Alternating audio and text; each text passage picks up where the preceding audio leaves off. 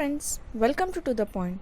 In today's session, let's discuss about environment and sustainable development. So in the previous sessions, we have discussed the main economic issues that is faced by our economy and the economic development that we have achieved so far. So as we step into a new era of globalization that promises higher economic growth, we have to bear in mind the adverse consequences of the past development path on our environment, and we should consciously choose a path of sustainable development. Environment, definition and functions. Environment, it is defined as the total planetary inheritance and the totality of all resources. It includes all the biotic and abiotic factors that influence each others. So while all living elements like birds, animals and plants, forest, fisheries, etc., these are all biotic elements. And abiotic elements, it includes water, air, land and so on. Rocks and sunlight, they are also abiotic elements of our environment. Functions of the environment. The environment performs four vital functions. They are, it supplies resources. That means resources, here it includes renewable and non-renewable resources. So this renewable resources are those which can be used without the possibility of the resource being depleted or exhausted. That is, in renewable resources, the resources does not get exhausted. So here the supply of energy, it will be continuous. So example of renewable resources are trees in the forest and fishes in the ocean. Next comes non-renewable resources.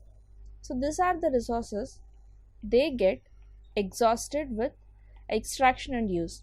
For example, fossil fuel. So the function of the environment is to assimilate the waste, and it sustains life by providing genetic and biodiversity. And it also provides aesthetic services like scenery and so on. So the environment is able to perform these functions without any interruptions as long as the demand on these functions is within the carrying capacity. So this means that the resources extraction is not above the rate of regeneration of the resource, and the waste is generated are within the assimilating capacity of the environment. Absorptive capacity, it means the ability of the environment to absorb degradation. So the result, we are today at the threshold of environmental crisis. The past development, it has polluted and dried up rivers and other aquifers, making water an economic good. The intensive and extensive extraction of both renewable and non-renewable resources, it has exhausted some of the vital resources, and we are compelled to spend huge amounts on technology and research to explore new resources. State of India's environment. So India, it has abundant natural resources in the terms of rich quality of soil, hundreds of rivers and tributaries, lush green forest, plenty of mineral deposits beneath the land surface, vast stretch of Indian Ocean, ranges of mountains and so on. So the black soil of the Deccan Plateau, it is particularly suitable for cultivation of cotton, leading to concentration of textile industries in this region. And the Indo-Gangetic Plains, it spread from Arabian Sea to the Bay of Bengal. So these are one of the most fertile, intensively cultivated and densely populated regions in the world. India's forests, even though they are unevenly distributed, they provide green cover for a majority of its population and natural cover for its wildlife. India alone, it accounts for nearly 20% of the world's iron ore reserves. Bauxite, copper, chromate, diamonds, gold, lead, lignite, and so on, these are available in different parts of our country. The developmental activities in India, it has resulted in pressure on its finite natural resources, beside creating impacts on human health and well-being. So the threat to India's environment, it poses a dichotomy, which means a threat of poverty, induced environmental degradation, and at the same time threat of pollution from affluence and a rapidly growing industrial sector. Air pollution, water contamination, soil erosion, deforestation and wildlife extinction, they are some of the most pressing environmental concerns of India.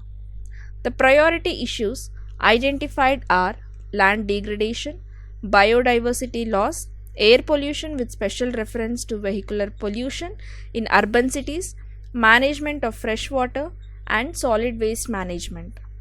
So, land in India, it suffers from varying degrees and types of degradation stemming mainly from unstable use and inappropriate management practices.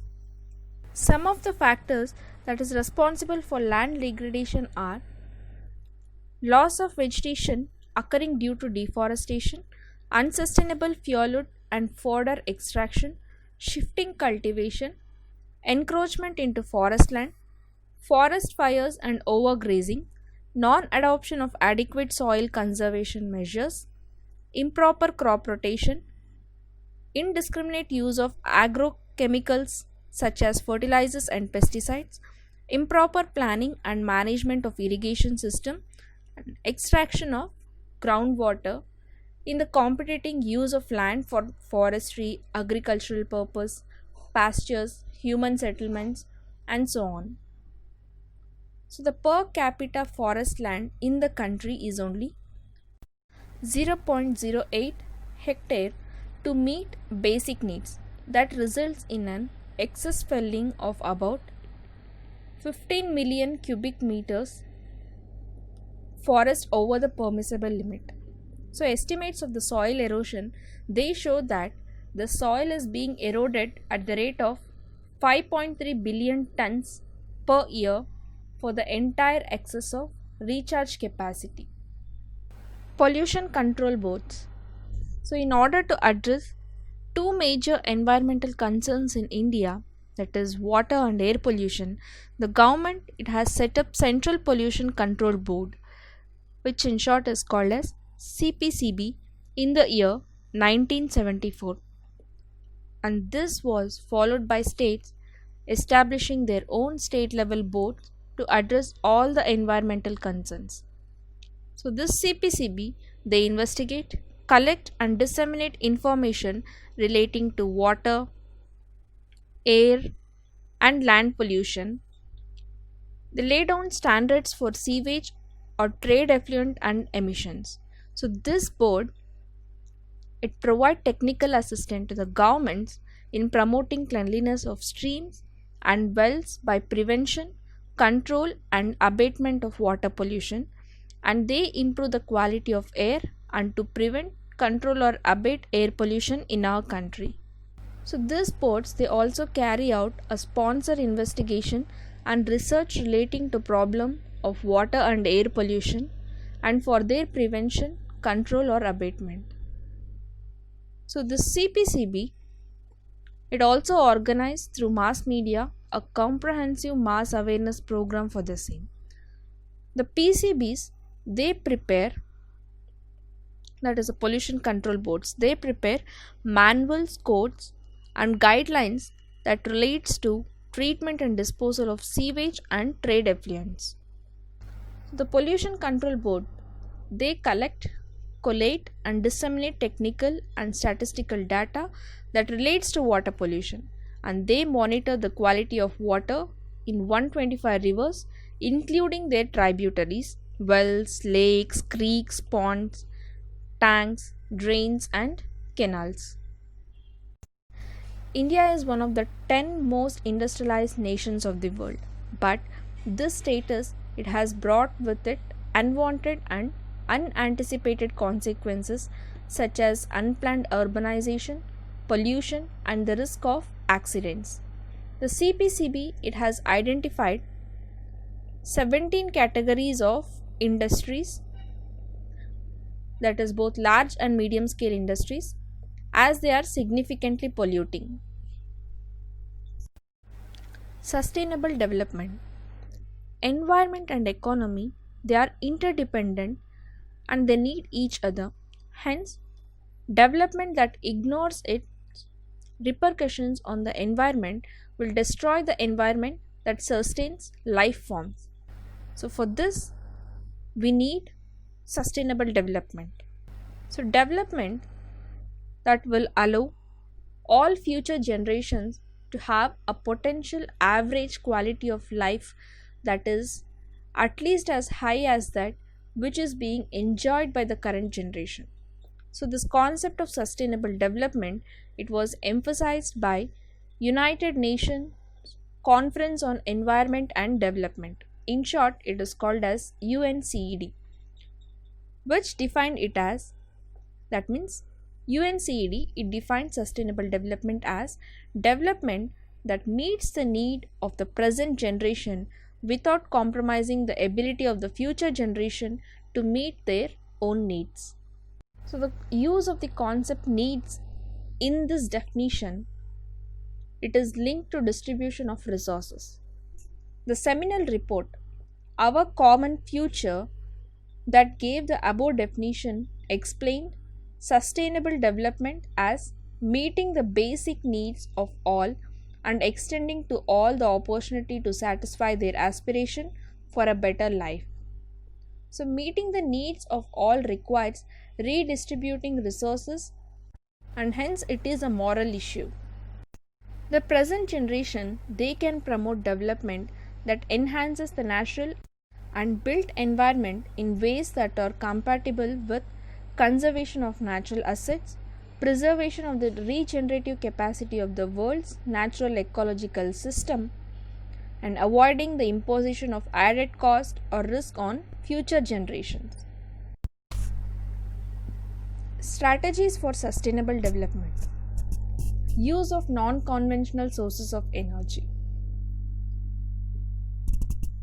So India it is hugely dependent on thermal and hydropower plants to meet its power needs. So both of this they have adverse environmental impacts. So thermal power plants they emit large quantities of carbon dioxide which is called a greenhouse gas. So this thermal power it also produces fly ash. So if this is not used properly, it can cause pollution of water bodies, land and other components of the environment. LPG gobar gas in rural areas. Household in rural areas they generally use wood, dung cake and other biomass as a fuel. So this practice it has several adverse implications like deforestation, reduction in green cover, wastage of cattle dung and air pollution. So to rectify the situation, subsidized LPG it is being provided.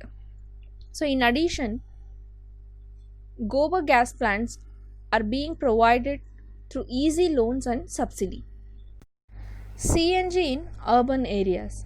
In Delhi, the use of CNG, that is compressed natural gas, as a fuel in public transport system, it has significantly lowered air pollution and the air has become cleaner in the last few years. Wind power. So in areas where speed of the wind is usually high, windmills can provide electricity. So wind turbines it move with the wind and they generate electricity. So no doubt that the initial cost is high, but the benefits are that the high cost gets easily absorbed. Solar power through photovoltaic cells. So India is naturally endowed with large quantity of solar energy in the form of sunlight. So we use it in different ways. For example, we dry our clothes, grains, and other agricultural products as well as various items made for daily use. Mini hydel plants. So in mountainous region, streams can be found almost everywhere. A large percentage of such streams are perennial. Mini hydel plants they use the energy of such streams and move small turbines, and the turbines generate electricity which can be used locally. Traditional knowledge and practices. So traditionally, Indian people they have been close to their environment and they have been more a component of the environment. So if we look back at our agriculture system, healthcare system, housing and so on, we find that all practices have been environment friendly. Biocomposting. In our quest to increase agricultural production during the last 5 decades, so we almost totally neglected the use of compost and completely switched over chemical fertilizers. The result is that large tracts of productive land it have been affected adversely. Water bodies, including groundwater system, have suffered due to chemical contamination and demand for irrigation. It has been going up year after year. Biopest control. So with the advent of green revolution, the entire country entered into a frenzy to use more and more chemical pesticides for higher yield, and the adverse impacts began to show. Food products were contaminated, soil was contaminated, water bodies and even groundwater were polluted with pesticides. Even milk, meat and fishes they were found to be contaminated. So meet this challenge, efforts are on to bring in better methods of pest control. And one such step is to use pesticides based on plant products. So neem trees are proving to be quite useful. Economic development which aimed at increasing the production of goods and services to meet the needs of a rising population, it puts greater pressure on the environment. And in the initial stages of development, the demand for environmental resources was less than that of supply. And now the world is faced with increased demand for environmental resources, but their supply is limited due to overuse and misuse. Sustainable development it aims at promoting the kind of development that minimizes environmental problems and meets the need of the present generation without compromising the ability of the future generation to meet their own needs. So see you all in the next session with some other interesting topic. Thank you.